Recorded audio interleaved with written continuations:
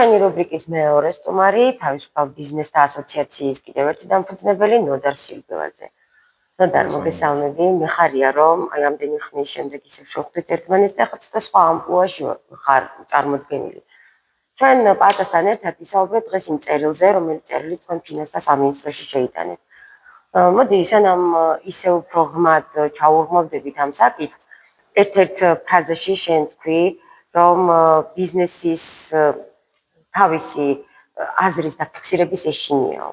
მახსოვს ერთ-ერთ ინტერვიუში თქვი შენ და როდესაც ბიზნესს რაღაცის ეშინია, მაშინ თავისუფალ ბიზნესთა ასოციაციას ყავს თუ არა წევრები და როგორ მოდიან თქვენთან, რამდენად აქტიურობენ, ეშინიათ თუ არ ეშინიათ და აი რატომ უნდა ეშინოდეს დღეს მით უმეტეს ბიზნესს? ხო, უნდა აღინიშნოს ის, რომ საბედნიეროდ არის საქართველოში ბიზნესები, რომლებსაც არ ეშინიათ და პირიქით მესამეობა შეუძლიათ.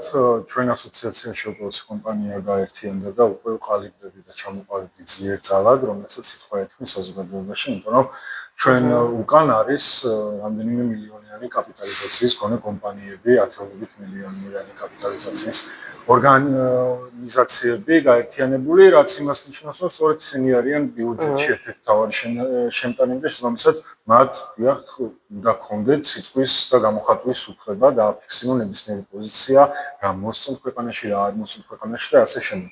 ის რომ ჩვენ წევრებს არ ეშინიათ ასეთი რაღაცების, რა ერთგვარი რეპრესიული მიდგომებით ჩვენ გვაქვს, ამის ნათელი გამოხატულება იყო თუნდაც ის, რომ ჩვენ და ჩვენმა წევრმა ბიზნესმა, რეფორმ ფიტნესმა საკონსტიტუციო სასამართლოში შეიტანა სარჩელი ამ მეწარმეთა შესახებ განახლებულ კანონთან დაკავშირებით, რომელიც ფაქტობრივად ხმისამოებას უკრძალავს მეწარმეებს.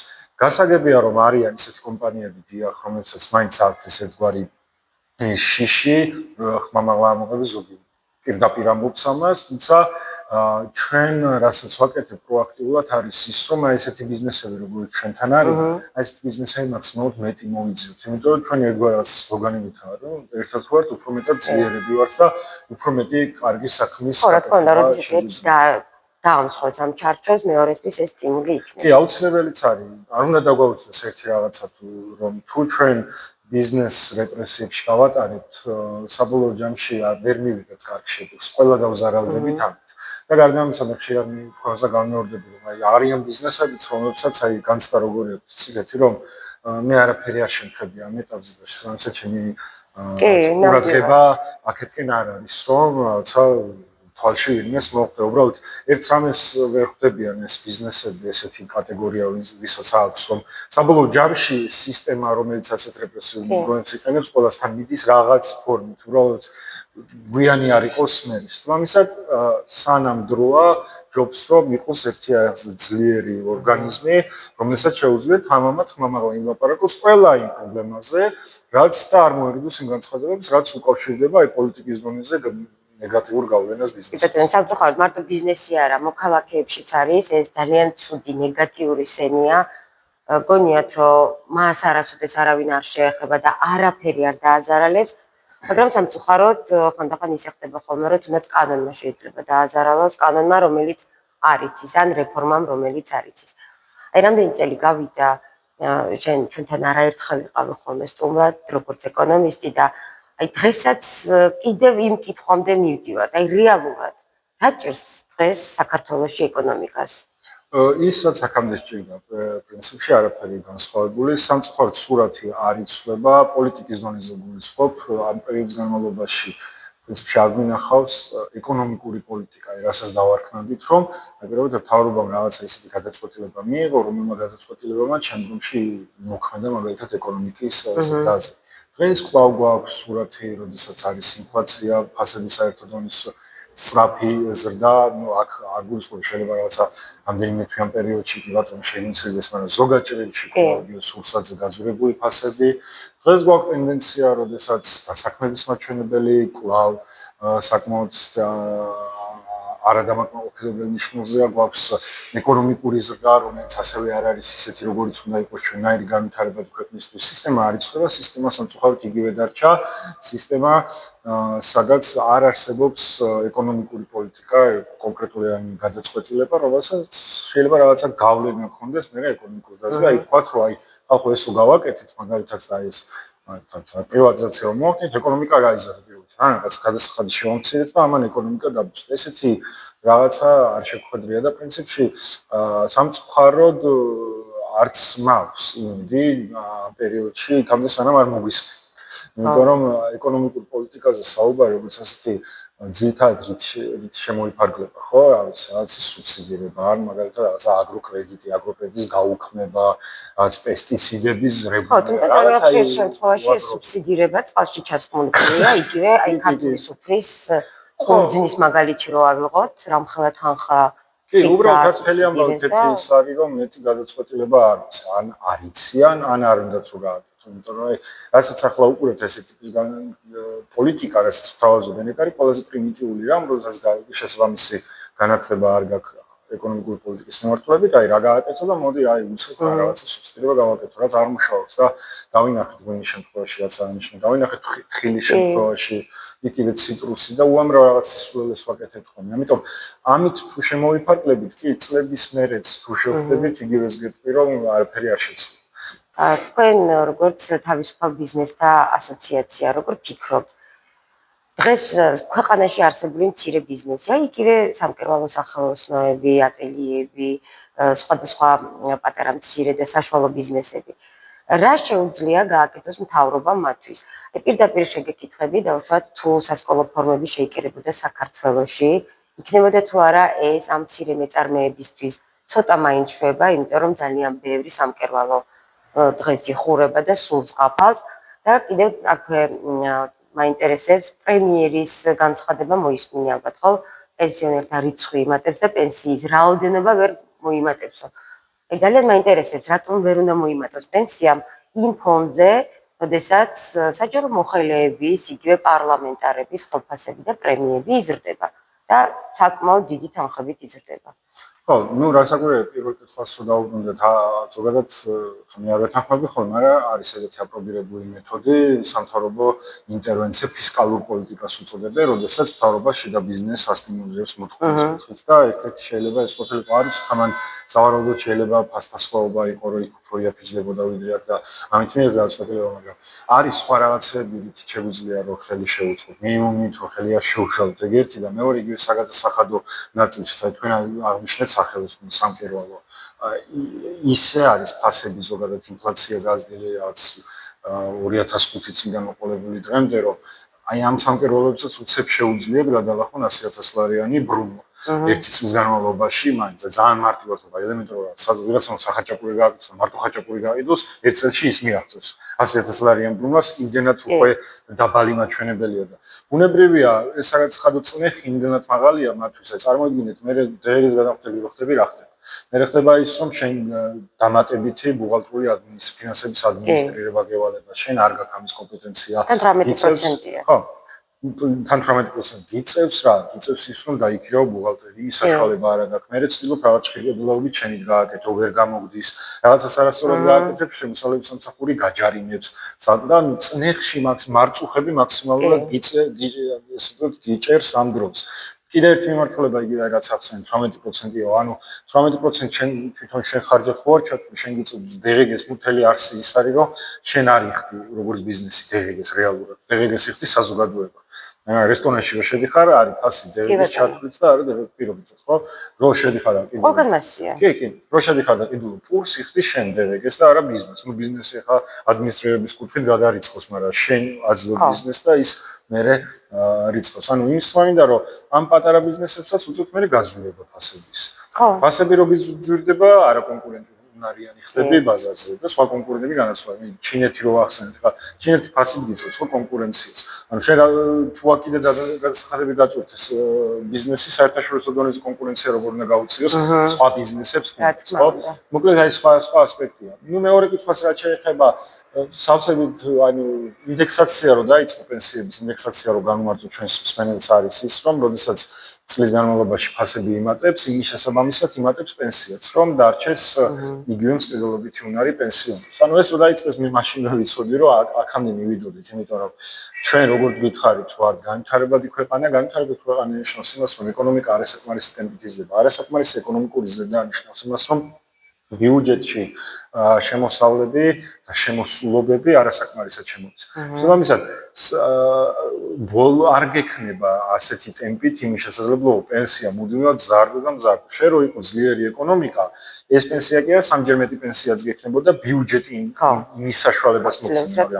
იმდანაც რამდენიც ანუ მივდივართ ამოსავალი წერტილი რა არის. ამოსავალი წერტილი არის ისევ დაბალი ეკონომიკური ზრდა, ნაკლები გადასახადი შედის ბიუჯეტში და შესაბამისად ბიუჯეტი ფიზიკურად ვერ გაძლევს იმას, რომ ასე ვთქვათ, პენსიები მუდმივად ზარდოს და ზარდოს. მაგრამ ბიუჯეტიც უნდა ქონდეს რაღაც პრიორიტეტები განსაზღვრული. კი, უბრალოდ რაღაც მომენტში იჭედები, გინდა არ გინდა, იქ რო შემოსავლები, ხარჯები, ყველაფერი დააჯამა, მაინც გაიჭედები რაღაც მომენტში. ძალიან მარტივად შეგვიძლია მართლა ერთ-ან ორ წელს უბრალოდ გავაორმაგოთ. ეკონომისტის რჩევა პირდაპირ გამზადებული რეცეპტი, როგორ უნდა აქტივები რაც გაქვს. გაქვს სიმდიდრე, ამდენი სიმდიდრე გაქვს, სასარგებლო წიაღისეული გაქვს. ტყის რესურსი გაქვს, მინერალური წყლები გაქვს, უამრავი ბუნებრივი რესურსი გაქვს, რომელიც გაჩერებულია. არაფერს არ აკეთებს.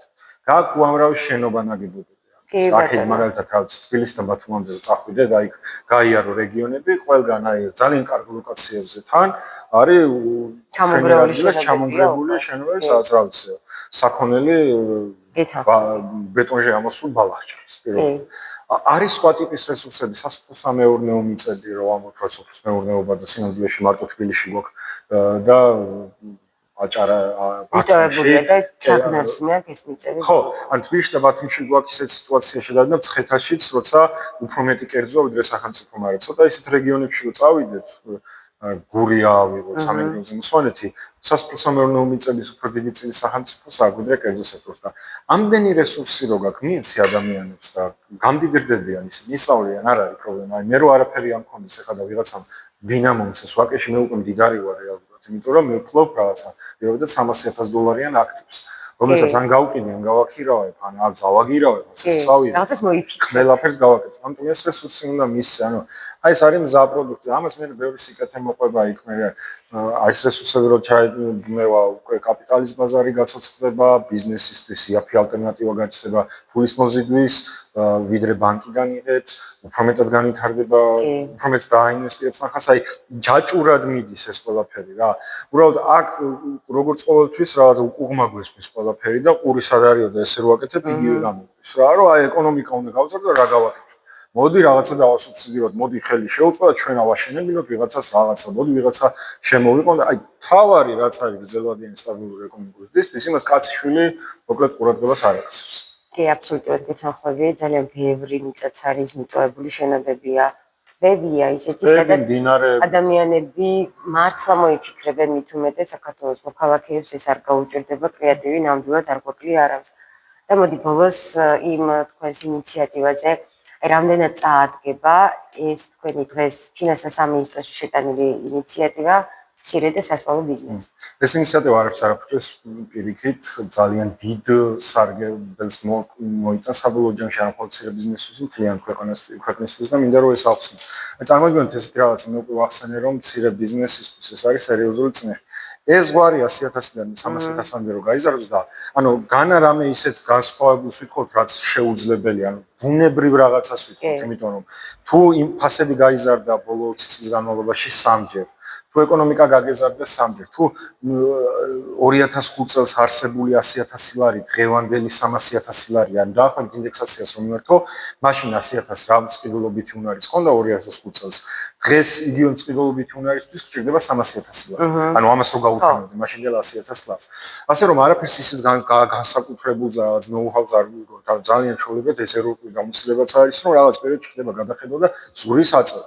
შემოვიწყეთ თუ ამას გავაკეთებ, ჩვენ ეს ნიშნავს იმას, რომ ბიზნეს მოეხსნება საგაცხადო ტვირთი, ეს ნიშნავს სხვა სიტყვებით იმას, რომ ადმინისტრაციული რესურსები და ასე შემდეგ გამოუთავისუფლება და აღარ დასჭირდება დაეზოგება თანხები, ეს ასევე ნიშნავს იმას, რომ არ შესაძლებლობა იქნება თუ დღეს არ გადაიხდის ფასების კორექტირება მოახდინოს, ან დატოვოს ფასები, მაგრამ უფრო დიდი მოგება ნახოს, უფრო დიდი მოგება ნიშნავს იმას, რომ უფრო მეტი დანაზოგი ექნება, უფრო მეტი დანაზოგი ნიშნავს იმას, რომ უფრო მეტი ინვესტირების საშუალება შეძლებს, ანუ საბოლოო ჯამში ამ პროცესი მცირე ბიზნესს აძლევს საშუალებას იმისა, რომ გაიზარდოს. კი.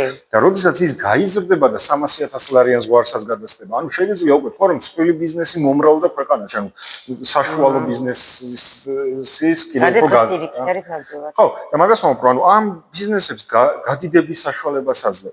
რაც იმას ნიშნავს, რომ ეკონომიკას უფრო სწრაფად გაზრდი, როდესაც ესენი გადიდებიან. რაც იმას ნიშნავს, რომ მე ამ დიდიდან უფრო მეტი საგადასახადო შემოსავალი ჩემოგვია.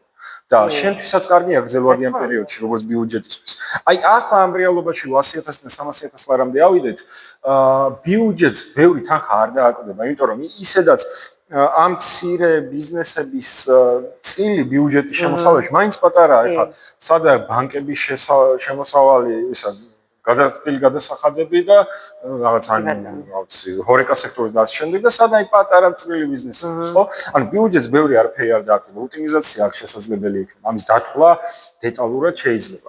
მაგრამ სამაგიეროდ გრძელვადიან პერიოდში ამათ ისე ზრდი, რომ აქეთ უფრო მეტ და უფრო მეტი თანხა შემოგვიყვება, შენს გაწყობს. იმასაც აწყობს და მთელ ქვეყანას აწყობს. ხო, მთელ ქვეყანას მოქალაქეებს კარგია, იმიტომ რომ ფასები დაიჭერენ. ეს ადამიანები, ანუ ინფლაცია აღარ იქნება და შიდა წარმოების კუთხე რაღაც შემოგთავაზებენ, ან იაფად მინიმუმ იაფად, ის მინიმუმ იგივე ფასში, ან მაქსიმუმ იაფად შეიძენ პროდუქტს. კი ბატონო, და მით უმეტეს, როდესაც აი საქსტატი ამბობს, რომ გაიზარდა დასაქმებულთა რაოდენობა, ფაქტიურად დასაქმებულთა რაოდენობაში შედის თვითდასაქმებული ადამიანებიც, ხო? და ზუსტად ეს თქვენი ინიციატივა ამ ადამიანებისთვის მართლობა იქნება და ჩვენთვის ჯოლებრივი მოქალაქეებისთვის რადგან ფასი იქნება დაჭერილი და როდესაც საჯარო მოხელეს ეზრდება ხელფასი, იზრდება ყველაფერი, ხო? და მეთანხმები იუსტიციაში რო შეხვიდე ფარატინა ფურცელი, ცნობაც კი გაზრდილით აქ ხდება და მაშინ რა ქნან იმ ადამიანებმა, რომლებიც თვითდასაქმებულები არიან და არავისგან არ ელოდებიან ხელფასს, უბრალოდ თვითონ გამოიმუშავებენ ამას ყველაფერს. ჯარიმები გაიზარდა, ახალი ჯარიმები შემოდის, იმატებს, ყველაფერი იმატებს, ერთადერთი რაც რჩება არის 100,000 ლარიანი ზღვარი, ანუ სამწუხაროა, მაგრამ ფაქტია, რომ მიზეზი რის გამოც აღარ ხდება გადახება, მე მაინც გონია, რომ რაღაცა წარმოგიდგენთ რაღაც ძარცვის მექანიზმია რა, ჩემთვის ამ ბოლოს რაც ვაკვირდებ. ერთია რომ გადასახადს არ თმევ, მაგრამ მეორეა რომ როგორც ეს თან პატარა ხარ რა, არ გაქვს ისეთი გამოცდილება ამ ადმინისტრირების, როგორც შეცდომას უშვებ, ეგრევე ჯარიმები და ანუ აი კუჩი დაგდევე რომ ოღონდ რაღაცა შეცდომა დაუშვა და აი წარმოგიდგენ როგორი რამეა ბიზნესისთვის და მე მთელი ამბავისა რომ ვიღაც ბიზნესები დგებიან და ამბობენ რომ არ შემიძლია ამ ხელაწნეხი და გადავალ ჩრდილში, ნიშნავს რომ ჩრდილოვან ეკონომიკას ახალისებ აღარ გამოჩნდები, არსად არ დავრეგისტრირდები, გავაუქმებ საერთოდ ამ ჩემს რაღაც სარეგისტრაციო საჯარო რეესტრში ჩემს ორგანიზაციას და ვიქნები ჩრდილში და მე ვინს არ გაგუცნ ვერავი, ხო, ანუ ის ჩრდილშია თავის საქმიანობით, აქ პირობითად აი სახელმწიფო მთავრობის მხრიდან რო შეხედო, მათ აკლდებათ მე შემოსავალი რაღაცა ბიუჯეტიდან, მაშინ ეს უარესია პირიქით რა. აქედან გამომდინარე, ბევრი ნეგატიური შედეგი მოიტანა იმან, რომ ჩვენ არ დავიწყეთ 100,000 ლარიანი ზღვარის გაზრდაზე ლაპარაკი. ამდენი ხნის განმავლობაში 20 წელზე მეტი გავიდა, წარმოიდგინე რა სურათ იყო. შემოვისაც იმისათვის, რათა ეს პრობლემა გადაიჭრას, აუცილებელია რომ მოხდეს სწორედ ამ 100,000 ლარიანი ზღვარი 300,000 ლარიანი ზრდა. და აი ესეთი შეღავათები სხვა პრობლემასაც გადაჭრის, რადგანაც როგორც არსებობს კანონი, ისე არსებობს ხვრელები და ისე არსებობს აი ამ კანონის გვერდის ავლა და ხშირ შემთხვევაში ცდილობენ რომ კანონის გვერდი აუარონ, რომელიც შემდეგ ისევ მათ აზარალებს და ძალიან ცუდ შედეგებამდე მივდივართ. მადლობა ნოდარ, რომ იყავით ჩვენთან, იმედია რომ კიდევ თანამშრომლებს და სხვა ბევრ სიახლესაც ერთად გავაცნობთ ჩვენს მაყურებელს, რადგანაც ამეთანხმები, რომ იმდენი ახალი რეფორმა და იმდენი ახალი კანონი შემოდის, რომ ვერ ვასწრებთ მოქალაქეები ამას მივადენოთ თვალი და ისევ მერე ჩვენ ზარავდებით. და ბოლოს ძალიან მინდა რომ ეს ინიციატივა და კიდევ სხვა ბევრი ინიციატივა, რომელიც მოდის პროფესიონალებისგან და რაც თავია პრაქტიკოსებისგან, ყურად იღოს იმ სტრუქტურებმა, რომლებსაც ეს ევალებათ და ბოლო-ბოლო ეს ადუღებული ეკონომიკა თითოეულმა მოქალაქემ ჩვენს ჯიბეზეც ვიგრძნოთ. ეს იყო გადაცემა 20 წუთი თავისუფალ ბიზნეს ასოციაციასთან ერთად.